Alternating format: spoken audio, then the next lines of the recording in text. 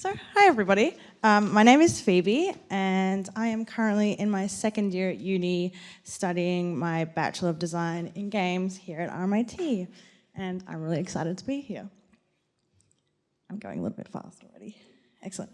So when I sat down to start this micro talk, I thought about the prompt, what it means to be me, and I thought, well, who am I? And how does that reflect on my personal experiences? So I think I started with the very basics. I'm a female, which already makes me a minority in this industry statistically and stereotypically. Along with this, girl power is something I'm really super passionate about. I want to empower other women and help build other women up. There's this really strange culture of girls tearing one another down, and I want to be a part of the change that flips that around and create a new culture of supporting each other. I think games could be a really interesting way of influencing this. I'm a proud Indigenous woman from the Yarragunditj tribe of the Maar Nation of Southwest Victoria, and my connection to culture is a part of who I am, and it's something I have become more interested in expressing as I learn to love who I am and what that makes me. This year's theme of introspection has prompted me to reflect on my privilege to have been taught culture since I was a child with my dad and aunties and uncles. Unfortunately, a lot of Indigenous people don't know anything about their culture. So I want to put back what I learnt. I work with my dad and some other amazing mentors with young Indigenous kids and mentoring them. I work with the girls group, and I absolutely love working with these girls and seeing my positive impact on them. We teach them language, songs, dances, but also life skills and just how to navigate through growing up. This inspires me so much to create games that could have the same kind of impact on other people.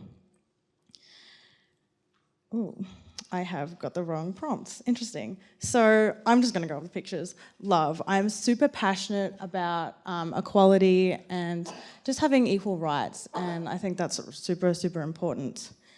I am a major introvert, and I struggled with this growing up in high school, but I really wanted to challenge myself. So what I did is I moved into a residential college filled with people who party all the time. And I really pushed myself, and I think it's safe to say I'm a budding extrovert, but I really still enjoy binging alone. So yeah, I also struggled with a bit of mental health, and I'm not really ashamed of it anymore. I spent a lot of time using games and YouTube to help me. And I want to see games that both shed the light on mental health and really help people relax, because it's what I used. And I know what it feels like, so I'm really passionate about trying to work that into games that I create in the future. So before uni, these were my dream jobs. I wanted to be a zoologist, and then like a criminal psychologist, and then an artist. But I think games so far has been the best choice I've made. So since starting uni, I have discovered that coding is my absolute nemesis. I hate it, it hates me, but strangely, I enjoy it when I get those little wins. So yeah, although I'm still studying and I haven't really made anything major yet, I'd really like to make either short story games or massive like RPGs. We can explore an entire world. So apart from cultural mentoring, I'm working with Dragon Bear Studios on their game Chaos Tavern, and I am their Indigenous game designer and cultural consultant. So yeah, I'm working with Indigenous elders and community to ensure that all of our themes and elements that take inspiration from our culture is appropriate and respectful.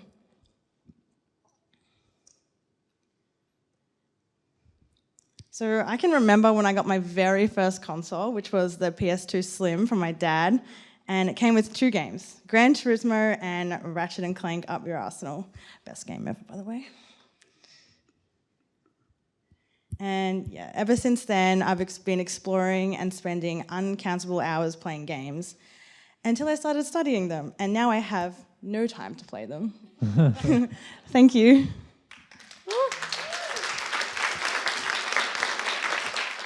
Hi, so my name is Morgan Meehan Lamb and I'm an artist. This talk is essentially going to be me rambling over what amounts to a sketchbook, so enjoy. I'm Tasmanian. I was born and raised in a privileged area of Hobart with a stereotypical forest in the backyard and the water out the window, and now I live in Melbourne as a stereotypical Brunswick yuppie hipster. And what it means to be me right now, conveniently, is to be introspective. I've been on a roughly 10-year journey from stopping art at 18, going through burlesque, drawing on Magic the Gathering cards, and then stand-up comedy, and finally back to art. The last couple of years of my life have been, in particular, a time of massive upheaval, because I decided that as fun as debt collection was, I had to do something creative with my life.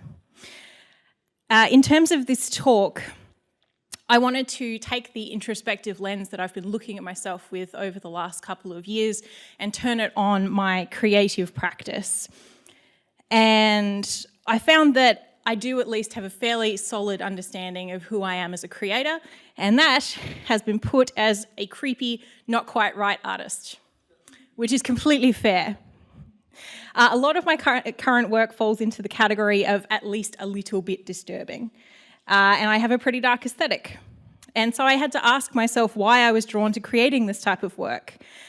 Themes of death and decay are unquestionably attractive to me, but when I step back and look at everything I make without the creepy lens, I think the word that encapsulates most of it would be emotional.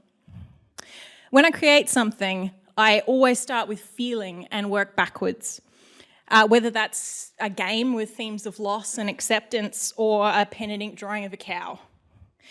And if you know me intimately, as only a very few people do, it might be obvious that this would be my approach to my work. I've recently been confronted with the fact that I'm incredibly emotionally inhibited, incredibly emotional person. The cliche and obvious answer would be that I'm emotionally inhibited to project a well of vulnerability that comes from being so sensitive. I cry at everything. I cry at things that are too sad, things that are too happy, things that are too magical, things that are too epic, abstract concepts, and I once cried because someone waved at me from a cruise ship. Basically, everything is potentially emotionally overwhelming for me.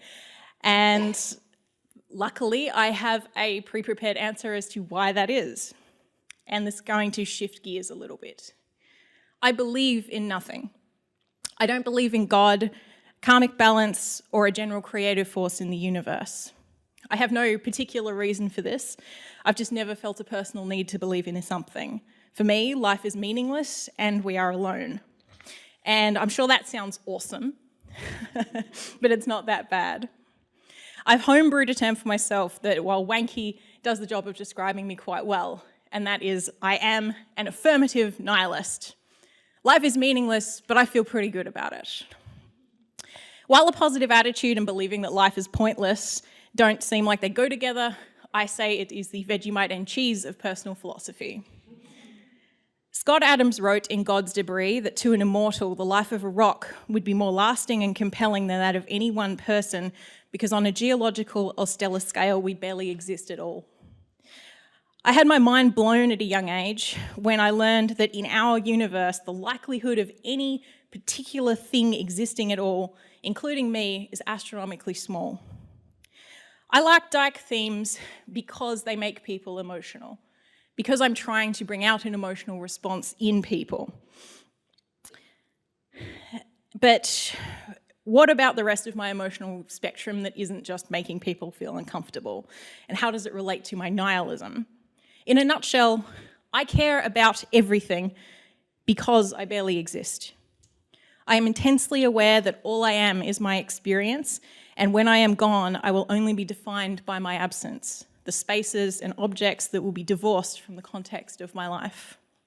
If everything is equally meaningless, everything is therefore equally meaningful.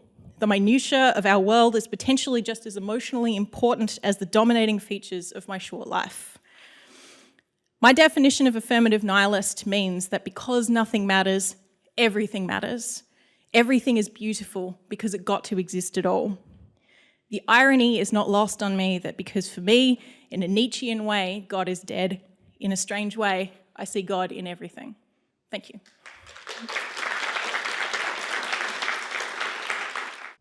Hello. Hey, I'm Fraser Brumley, and I make video games about mostly breaking things and throwing furniture around. So I've grown up being into exactly the kinds of games you would expect a generic gamer guy to play.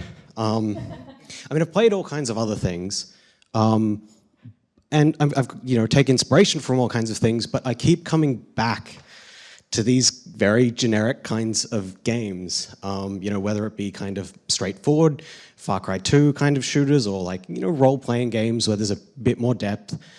I'm still driven mostly by these experiences. But this kind of space is very much dominated by straight white guys.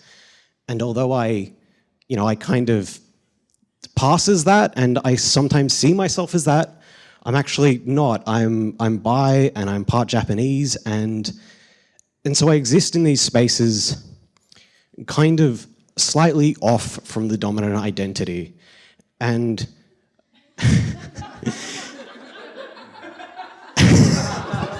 sorry, why did I make my presentation funny? And so the way I enjoy these games, I think, is also slightly off from the way that's intended. And so when I'm making games, I'm trying to draw from the history of first-person shooters in immersive sims, but explore the kinds of things that the mechanics and that they kind of afford but have left mostly unexplored. For example, I don't really care about the challenge of these kinds of games. I kind of just want players to engage with and enjoy doing a thing, like smashing windows.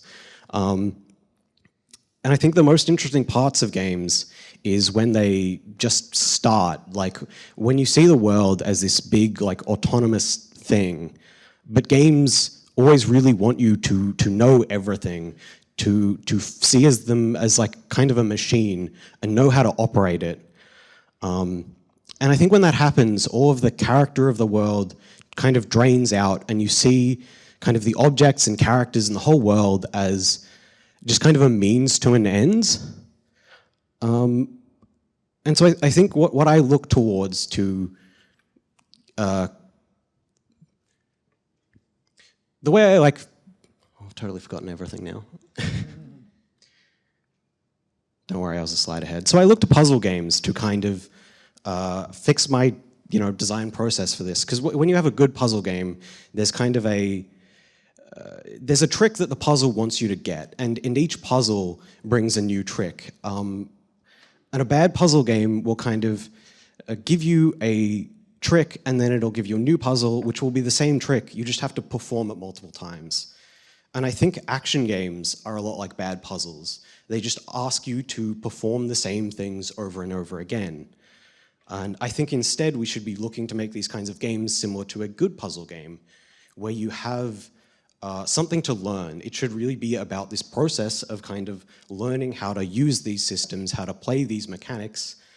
And so that's kind of what I do. And the way I do it is I try to make my games like a playful space where there's just the things that I want you to do are kind of the natural conclusion to existing in that space. And I think this works well for comedy, which I think in games we generally stick to comedy by the script, not through play itself. And I think that's because when you want the player to know all of the mechanics and systems, it's hard to surprise them with something funny, with a funny mechanic. And when you require the players to be good, you look for competency, it's hard to surprise them in a way that doesn't frustrate them. So my games tend to be kind of comedic. I usually have a big idea, and then I have to scale it back, and I scale it back by just finding small, dumb things that I find funny, like this. So yeah, I don't know if that explains what makes me, me, but I'm really interested in this philosophy called object-oriented ontology that it talks about how you can't know the essence of a thing, but like a black hole, which you can't see, you can kind of trace around the edges of it to get an idea of what it is. And so I'm hoping this talk has kind of given you the outline of me.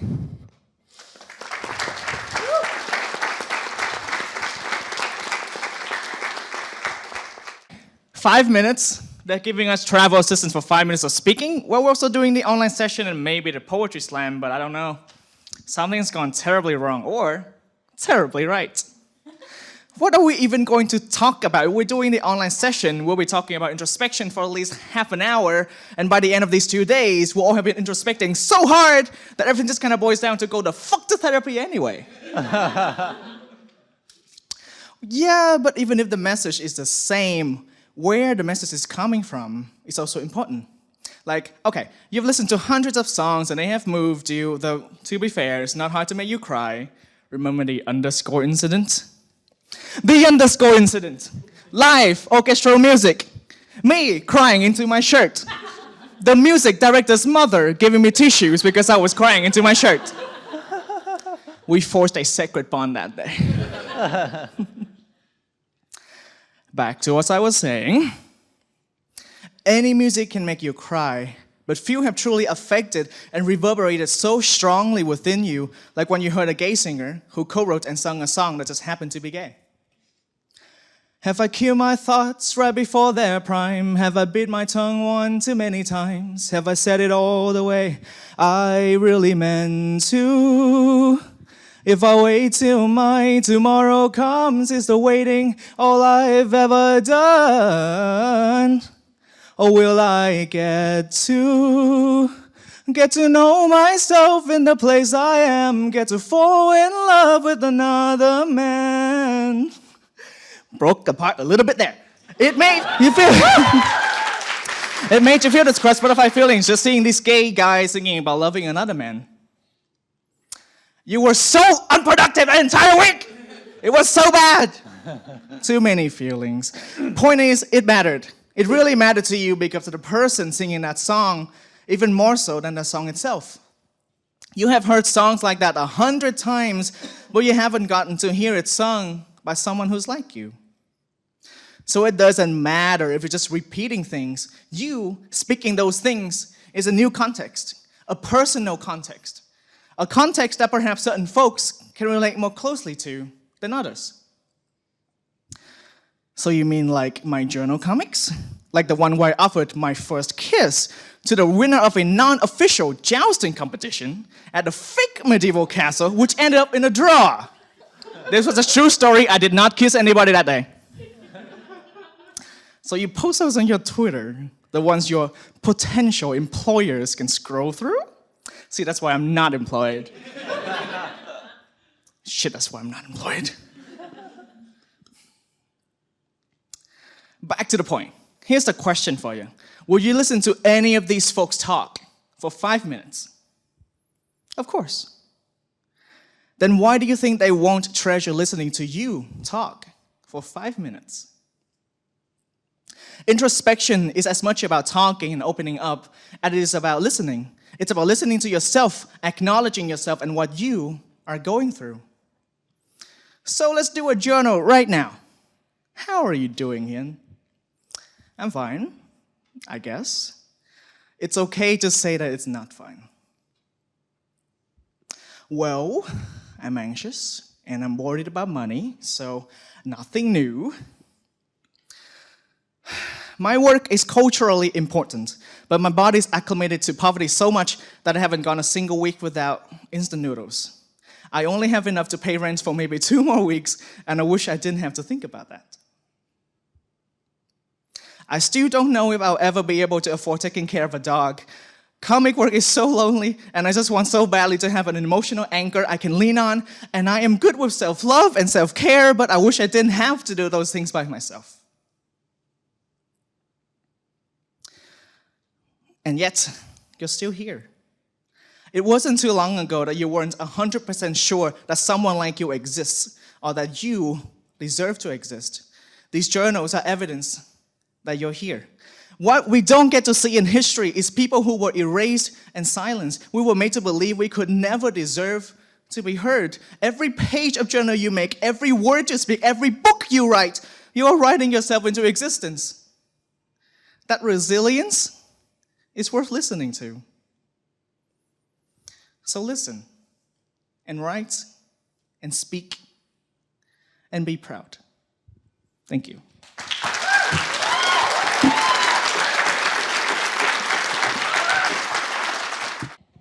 Hi, I'm Paulina.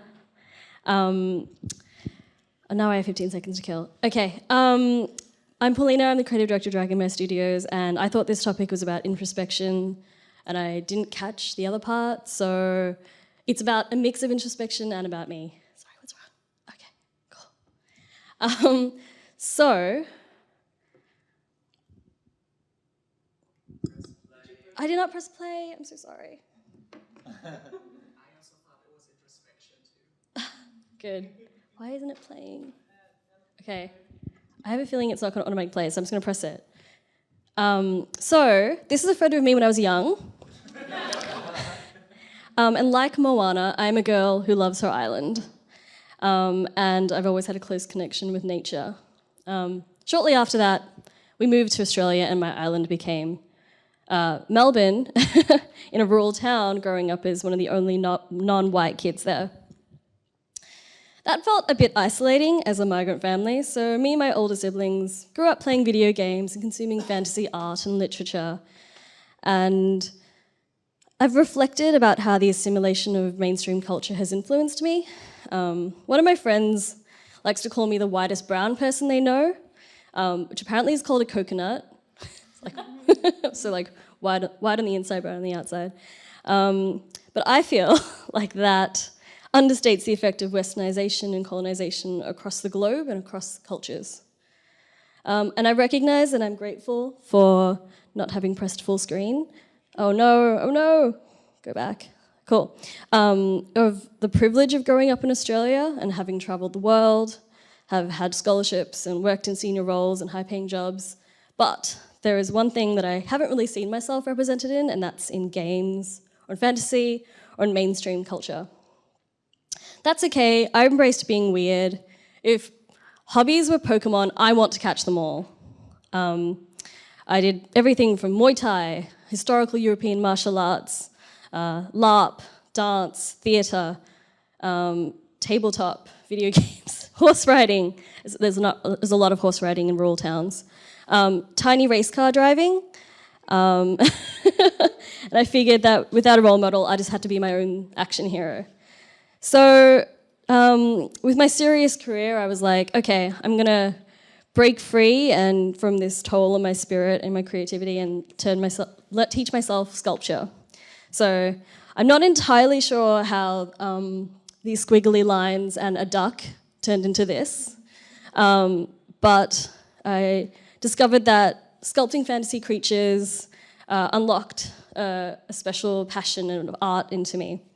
And this turned into a tree dragon, which eats climate change deniers, so watch out. Oh yeah, I also tried to make a sea dragon, but it looked like a unicorn, so I guess I had to roll with it. So after playing Dream Daddy, Ben, who's over there, Ben and I decided we would make our own indie game studio and create fun and queer and politically progressive games, plural. And after writing a thesis on climate change a while ago, it was hard for me not to immediately make an environmentally themed game. It was hard for me not to think about the beautiful island that I came from and how, like many other islands in the Pacific, that it's sinking due to climate change and neoliberalist economic policies. Instead, I wanted to make a game that would include a community that, like me, wasn't really included in pop culture. So, working in government, I had the privilege of working with a lot of elders, Indigenous people in the community, and I instantly became enamored by their art and their culture and their beautiful spirituality. Also, I don't know if any of you ever read Asterix? Yep. Dogmatics, which is this little dog, will cry every time a tree is cut down. I'm totally like that, and I don't know why. And they understood the emotional bond with trees even more than I did. Sorry, I skipped on too fast. So, oh yeah, by the way, this is a LARP, and I got married in LARP, but I'm not married in real life.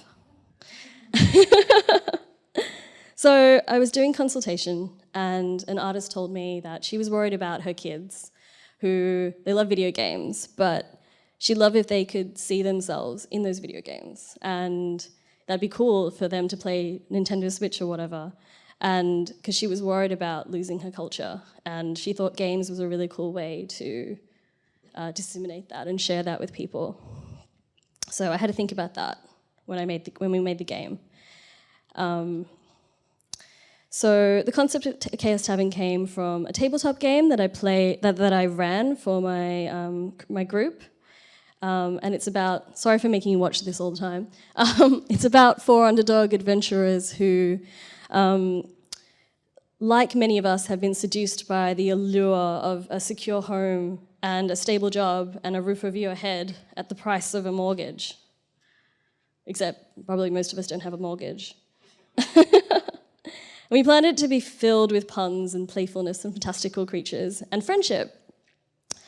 And I wanted to step away from the default presentation of fantasy being a Eurocentric thing. I wanted it to be a different culture and to celebrate lots of different cultures within this game. So we created a game that aimed to bring people together in a shared physical space and to argue with each other about morality and role-playing styles and terrible decisions. And oh my God, can you just do accounting, please? And we wanted to be enriched with the sovereign leaders and teachers and rebels. So I'm really grateful to Film Victoria, who without their help we never would have been able to get this far at all. And the amazing Dragon Mail team. There's 2 more women missing, so sorry about that. There's Tess and one more person missing. Sam, that's her name. And they're all really lovely people, and they let me make bad puns, so thank you so much. After Holly's talk yesterday, I've reflected on how if a game exists, then it has created change. So one of my hopes for this game is that its mere existence will increase and build pathways for more connection between the sovereign people of this land and the game dev community. Oh yeah, these are a lot of hats that I wore at a hat shop. I'm glad that the all that serious stuff earlier in my life came in handy for this later on. So this is a beautiful sakura tree I saw in Seattle just after GDC, and it matches what I thought the theme of introspection was. And I think that in celebrating our differences, we can make even more beautiful things together. And I think especially that's totally possible because the game development community is so beautiful. You are all so beautiful. And together you make each other even more beautiful. Thank you. My micro talk is going to be a little different. I don't have slides, mostly because I didn't have time to prepare them. But what I will get you to do is close your eyes and I'll tell you things to imagine. So if you could all close your eyes and first give yourself permission to breathe calmly.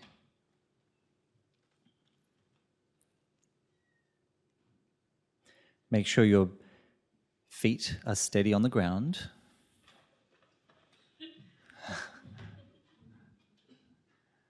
I want you to feel your place, both within where you're sitting, the room that you're in, the city that you're in, and the country that you're in.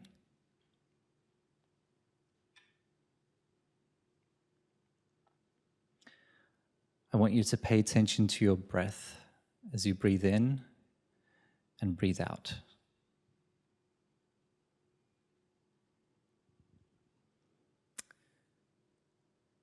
Now I'm going to keep your eyes closed and I'll continue to talk about me and what it means to be me and how I reflect. My name is Chad Toprak. Chad, for those of you who don't know, is not actually my real name. My name is Çağdaş, and that's a Turkish name. I'm a first-generation Turkish-Australian immigrant. I'm Muslim. My pronouns are he, him.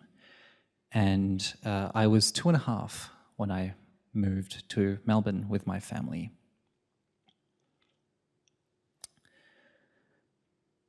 Picture me as a 2.5 curly-haired kid.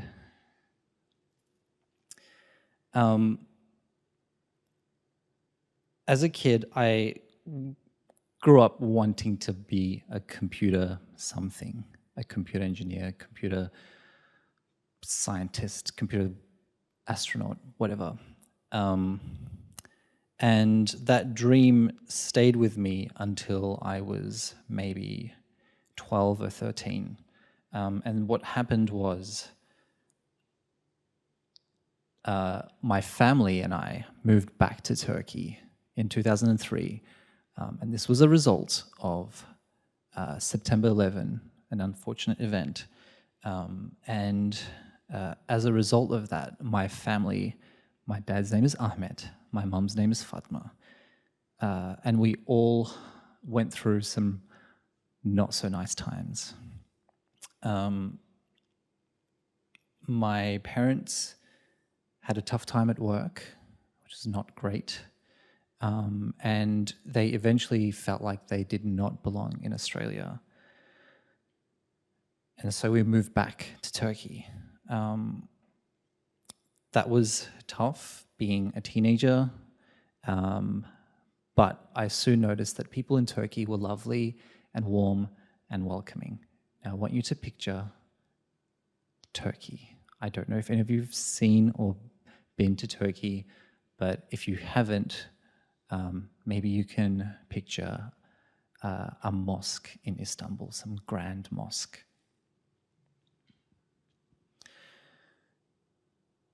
While I was in Turkey, I noticed that my dream of becoming a computer engineer or computer scientist was not going to happen because the education system was far too hard to compete with, especially since the students there had been trained in that system from day one. And so my brother and I eventually decided to move back, and my parents stayed in Turkey. We moved back with my auntie and uncle, who are still here. And my auntie became pregnant and was going to give birth to her first child, and my parents decided to move back. So imagine us now in Australia. That's the next slide. I grew up in Broadmeadows, which is a predominantly immigrant city here in Melbourne. A lot of Turkish people, a lot of Arabic, a lot of Greek. That city has always been home, and I no longer live there because my parents have now moved back to Turkey. And so I live with my lovely housemates, Izzy, Lexi, and John, and my cat, Aslan. Now, imagine a cat. It's the most gorgeous cat you can think of. That's my cat.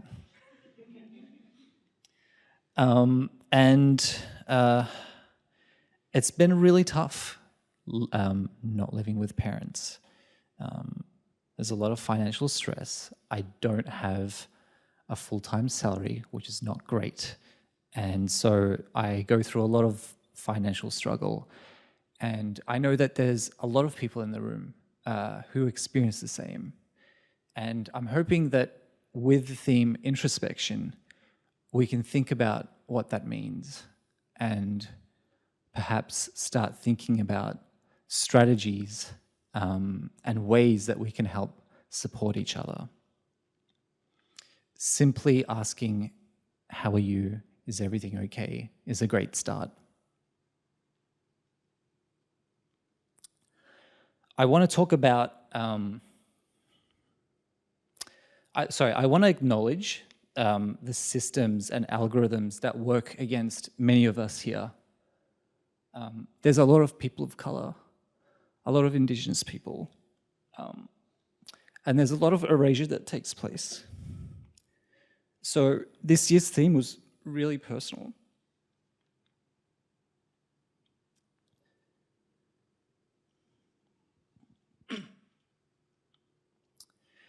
Free play has always been about encouraging our audience to critically examine, challenge, and deconstruct the issues that prevent us from fostering healthy and robust community. And I hope that all of you have witnessed the amazing speakers that have come throughout the last 2 days.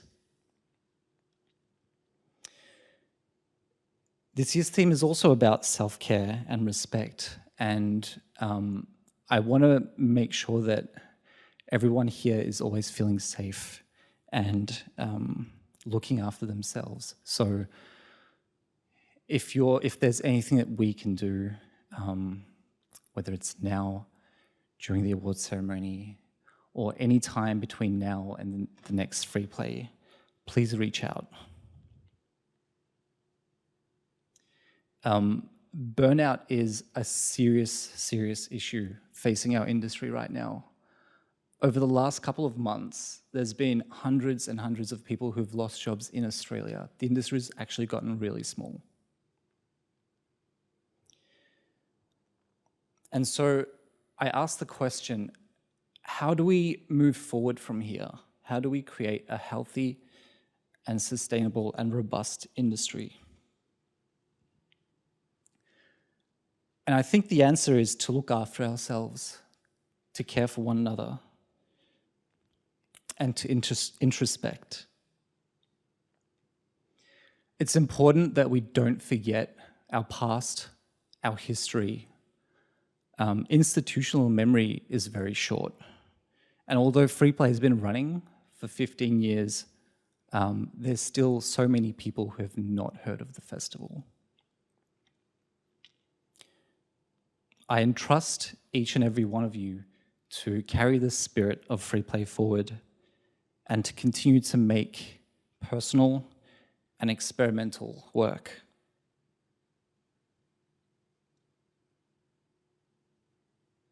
And that's it. Thank you. You can open your eyes.